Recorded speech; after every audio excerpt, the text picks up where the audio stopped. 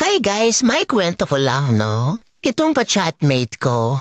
Yes, opo, ka-chatmate ko na siya kasi since 2020 nag-i-inquire na siya sa akin ng cake. And until now, hindi pa rin siya nakaka-order ng cake sa akin. Almost 3 years na siya nag-i-inquire kaya opo, chatmate na yung turing ko sa kanya. Minsan nga inaabangan ko na yan siya, lalo na kung may mga bago akong post or may mga bago akong products. Automatic niyan maya-maya magme-message na yan siya. Magtatanong yan, sis, how much po? Di pa yan siya agad makokontento pag hindi ka nag-reply agad magko-comment pa yan sa post mo. Tapos pag sinabi mo na yung price, doon na mag-e-end yung conversation nyo. Antay ka na lang ulit na mag-chat yan pag may panibagong post ka na naman. Minsan nga tinanong ko na yan siya kung para kailan. And then sabi niya sa akin para sa May daw. Nagantay ako ng buong May kung order na siya, hindi naman siya nag-chat ulit. Medyo nagdududa na kasi ako sa kanya pero ayoko naman maging judgmental. Minsan nga gusto ko na rin siyang i-stalk kasi baka tama yung iniisip ko.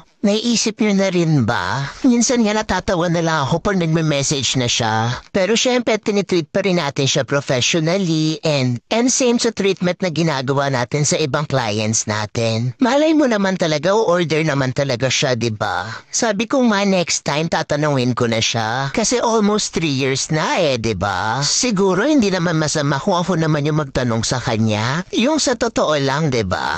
Matutuloy pa po ba yung order? When po kaya? Almost 3 years na tayong ganito. Charing lang, pero hoping pa rin talaga ako na umorder siya para hindi naman masayang yung 3 years na pinagsamahan namin. So yun lang. Thank you so much for watching guys. Stay tuned for more videos.